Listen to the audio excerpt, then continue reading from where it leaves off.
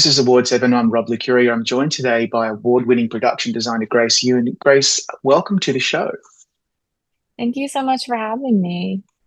When I watched through Beef season two, I was thinking from the outset, when you returned for season two, how did you approach the line between carrying forward the show's visual identity and also defining something new for this chapter?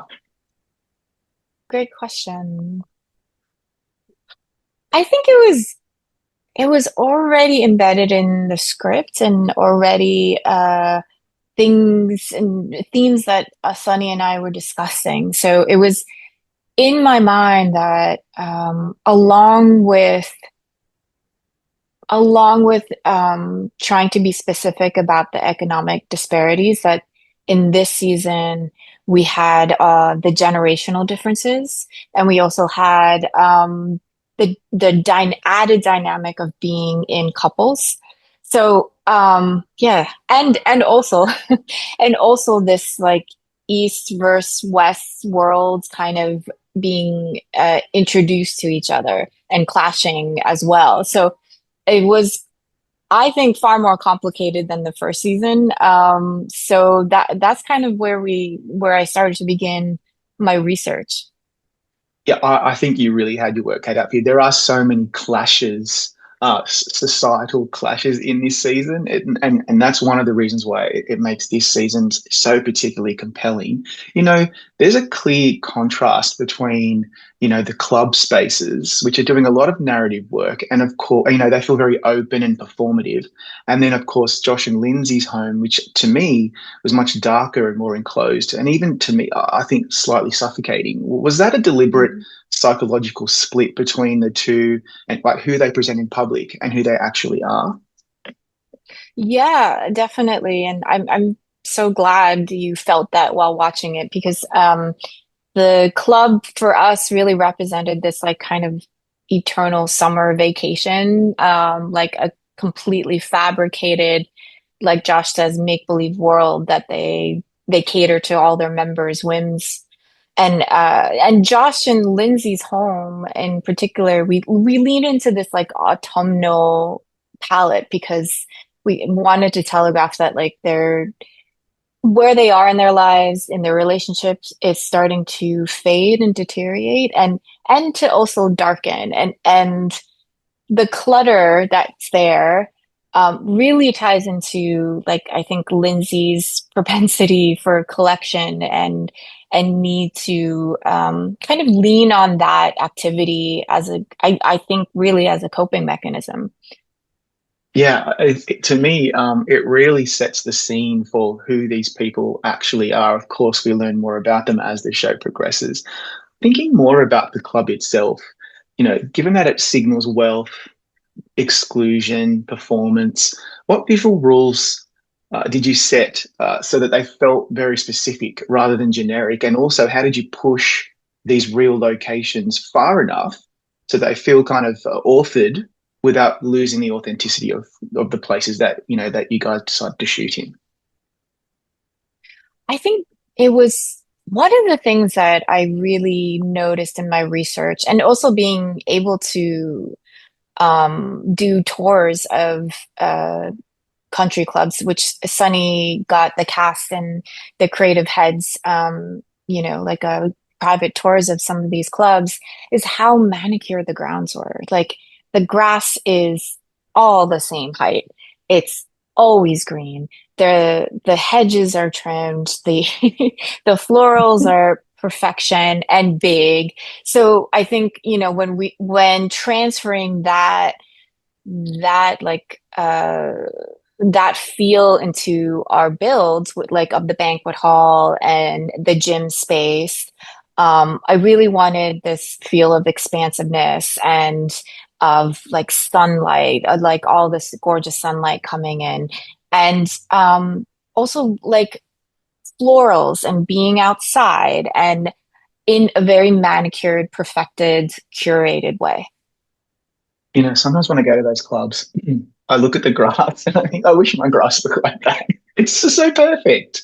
Why is it so perfect? No, I totally agree.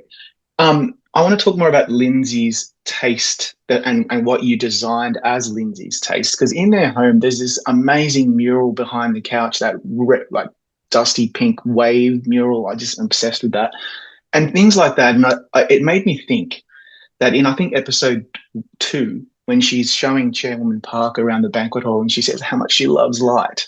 And then we go to her home and it's not like that at all.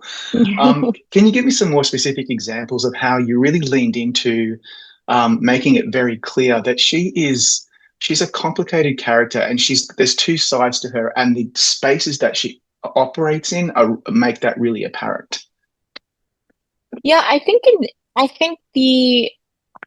the way she decorated the club is quite aspirational for her. It's kind of, this is what I'm doing as my, like, Lindsay the interior designer, like I'm the professional, and everything I choose needs to be perfect here. And her but her personal space, the home she shares with Josh, was more about seeing like the underlayers of what's happening, of like there's the mess there, there's the stalled renovation that she needs to stare at every day. There's the collection of things that she can't fully unpack because things aren't finished. And I think I too love that wallpaper, so thank you for bringing that up.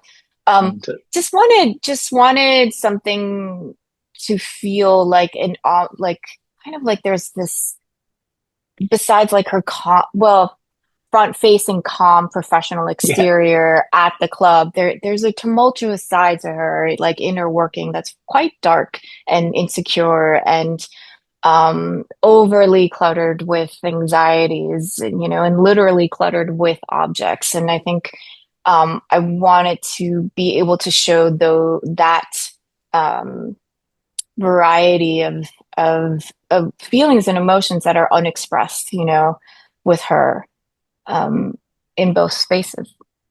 I think that's the beauty of really good production design because I was getting a lot of that subliminally. Like I didn't really even realize that I was feeling that way about her. But every time we went back to their home, I felt really claustrophobic. And every time we were in the club, I felt very airy and aspirational, but kind of there was an artifice there too. And so that all really just plays in perfectly with the way that spaces define character. So let's zoom in a bit more because you've got like specific examples like Josh's object heavy man cave, Austin's lighter, more minimal space, Chairwoman Park's colder, controlled, luxurious environment. What are each of those telling us about who they are and how much work goes into pre production when you're designing those spaces for the characters?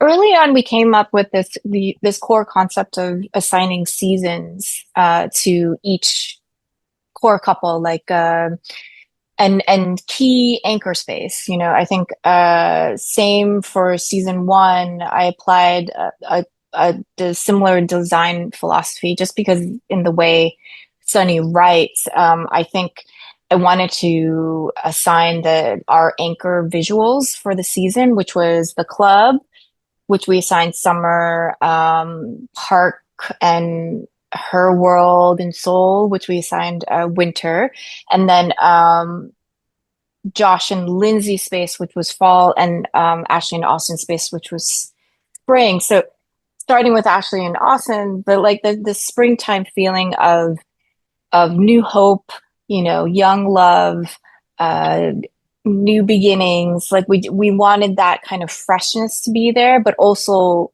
in their space to have this definite quality of knowing that they're not going and buying like a full furniture set, like they're collecting these things piecemeal, sometimes maybe like off from the street, like an outdoor garden chair is their dining chair, but to have this like very soft palette to it, and to make it feel sentimental for them, and a bit charming.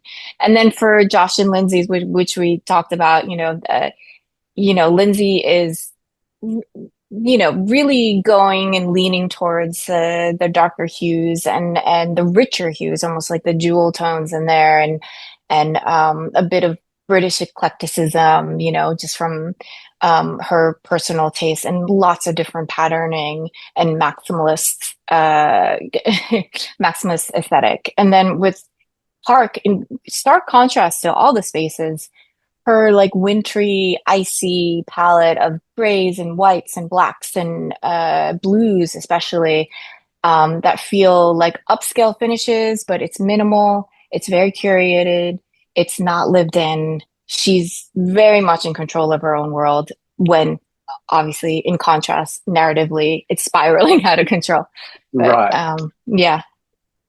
Well, given that there's a shared color palette tied to character, how closely do you, as the head of the production design team, work with the DP, James Laxton, on color and composition? How important is that relationship to make sure that it really stands out on screen? Oh, it's crucial, I think. I think, early on, James was a part of discussion about color palette, about like our seasonal motifs as well. And, we did camera tests with different paint colors. We brought these different types of fabrics, different, that had different material qualities and patterning and we brought in different types of light fixtures and shades. Actually, there's quite a few spaces we made custom lampshades just to make sure like it had the material quality we wanted and also like a softer glow or a harsher glow. I think most notably the lampshades and Josh and Lindsay's living room, like those were custom made. I particularly wanted it to feel like drapery for Yeah, her, love affair with fabrics. And also, working super closely with Olga Mill, our costume designer, we would share swatch samples of different fabrics just to make sure the way like her costuming and our upholstery or our set colors were layering on top of each other that was conveying the right mood for that scene or moment. yeah. I mean, I know it sounds like an obvious question that head of costumes, head of production design, head of, the way that the thing is shot should be aligned, but sometimes it doesn't actually quite work that way, which is why the show or film doesn't succeed as well as this does. Um, but then it made me think, I'm just curious, how does it work when you are working with creator showrunner Lee Sung-jin and then you're aligning on what things are going to look like about class and perception? But then as the season escalates, do you actively evolve the environments to track that shift, or is that already all baked in from the very beginning? I mean, I think it depends. Like, I Sunny is he has a particular obsession with cycles and evolutions as well. And so, if there's any sort of evolution that is involved with a set progression, then he and I will definitely be talking about it. And it is something that is scripted or it's a conversation he and I have and then ends up in a script. So he's just a text message away even now for for me. Like we're quite close collaborators and I've always loved and appreciated that about his working style. What a dream. It really does make such a Yeah. difference to the creative process if you're free, to be able to second guess things and suggest things, openly. That's why this season I think is so strong. I have a final question to tie back to some of your previous work, because I must admit that I have always just really admired your work on Hereditary. I just think it is so, so strong. You should have been nominated for an Oscar for that, honestly. Thank Um, you. but given the horror genre sometimes struggles at the Academy Awards, and we all know that, and that's probably the reason why you missed out. Amazing work. But the reason why I bring it up is because we talk about how spaces reveal what's underneath characters. In Hereditary, the house is it almost feels like it's revealing something the characters don't want to see. Do you approach that instinct differently across genres, or is this the same core idea that you're working with on Beef Season 2? I think it really depends. I think if there are similarities, it's not intentional. I think it's really um, how the director wants to approach the look of the world, and also I'm very curious about the what's going on psychologically in the head of a character. And with Hereditary in particular, I think there is this other over, this larger aesthetic theme that Ari Aster and I talked about that, like, what if the Graham house felt like one of Annie's artworks? So they're stuck, literally stuck in her miniature artwork. And Mhm. so, a lot of research into doll houses and seeing how doll houses will make each room distinct by assigning a different color or a different pattern. That was part of that. And yeah, and I think we discussed a lot about like what you were saying, how the house would reveal clues each time you watched it, and also as the narrative progressed. Um, so maybe I'm not aware of it, but I do have a pleasure in really, really digging into the psychology of the characters, and mining for details and like um, creative ideas from that, but then also couching or and holding the whole of a project and the world in a larger concept. Yeah, that makes total sense. And I think you should be so proud of your work on the beef season too. I think it's Thank you really, so really much. impressive. Thank you for your time today. Thank you so much. It was a pleasure to talk to you and great questions as well. Thank you.